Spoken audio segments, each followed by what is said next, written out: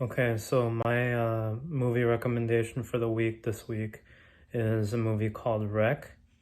It follows a anchor woman who is new to the job, and you can tell that she's really new to the job because she's making, a bunch of mistakes from the very beginning. This movie was made in 2007, which is notable since it's quite a bit after the movie, Blair Witch Project, which is one of the more older found footage movies that ever came out.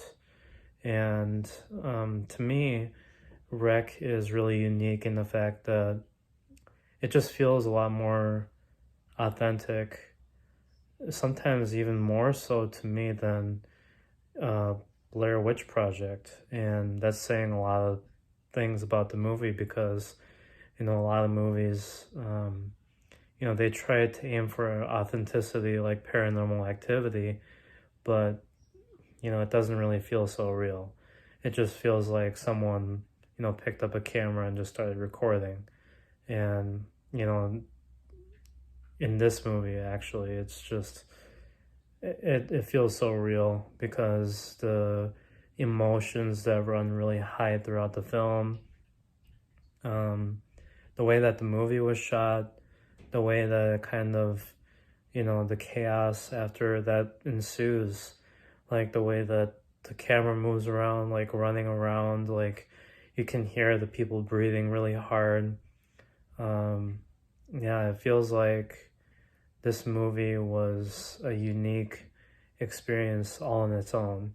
And I can't recommend it more highly to anybody who's looking for a short, concise film that has a lot of good scares.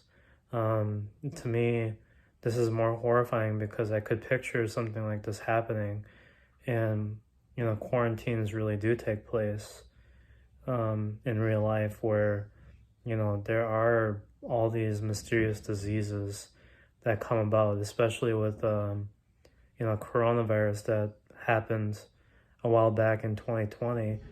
The experiences of sickness are the things that anybody can really be scared of because once you have it, you have it.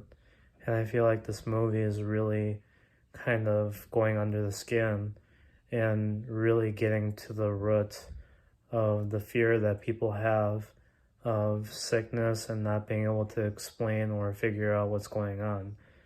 And to me, that is a truly scary thing. And yeah, this movie is really different. I really loved all the camera angles, the acting. I highly recommend that you try to look for the Spanish version of this movie. I had to look really, really hard for this movie. All the copies, for some reason, are all in English and they're horribly dubbed over. So I would really recommend that you try to look for the Spanish version of the movie, even if you have to buy it in Blu-ray. Um, I'm not even sure if they have the Spanish copies out there because this might be, for copyright reasons, it might be, unavailable. So I really love this movie. Definitely share your thoughts on the movie, what you thought of it when you were watching it for the first time. I really thought it was an excellent movie. I definitely am gonna rewatch it. I'll also talk about the second movie later on, but for now, I'll just give it a score, and the score I want to give it is 5 out of 5 because this movie is really good. You feel the tension all throughout.